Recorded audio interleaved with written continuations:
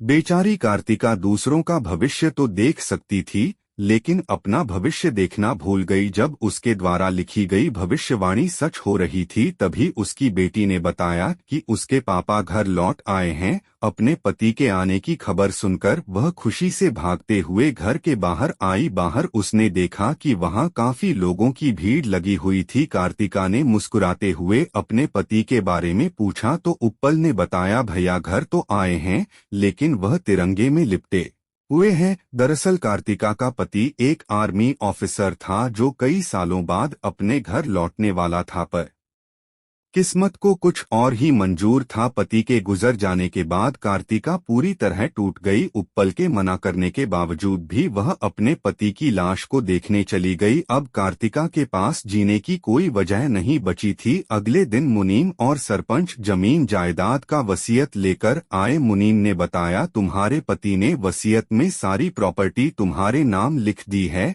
यह सुनकर सरपंच लालच में आ गया। उसने कार्तिका से कहा, तुम यह वसीयत मेरे नाम कर दो, बदले में मैं तुम्हें और तुम्हारी बेटी को खुश रखूंगा। कार्तिका को यह बात पसंद नहीं आई। उसने सरपंच को धमकाते हुए कहा, सूरज डूबने से पहले तुम घर चले जाओ, वैसे भी गांव में आजकल सरकट लाश ज्यादा मिल रही है। इतना कहकर वह अपनी बेटी को लेकर वहां से चली गई। सरपंच सोचने लगा कि गांव में जो लोगों की हत्याएं हो रही हैं, उसके पीछे कहीं कार्तिका तो नहीं है। इसी बात का पता लगाने के लिए उसने उस घर के नौकर से कार्तिका की सच्चाई के बारे में पूछा। नौकर ने डरते हुए बताया, इस घर में बहुत ही अजीब चीजें हो रही हैं। उसने कहा, शुरुआत में कार्तिका की भविष्यवाणी बहुत सुंदर हुआ करती थी, पर अब बहुत डरावनी हो गई है। जब सरपंच ने इसकी वजह पूछी तो नौकर ने बताया, एक बार रात को अचानक मेरा डॉगी कहीं गायब हो गया। हमने पूरा गांव छान मारा, लेकिन वह कहीं नहीं मिला। पर जब मैंने मालकिन के कमरे में उसकी आवाज सुनी तो मैं सीधा वहां गया।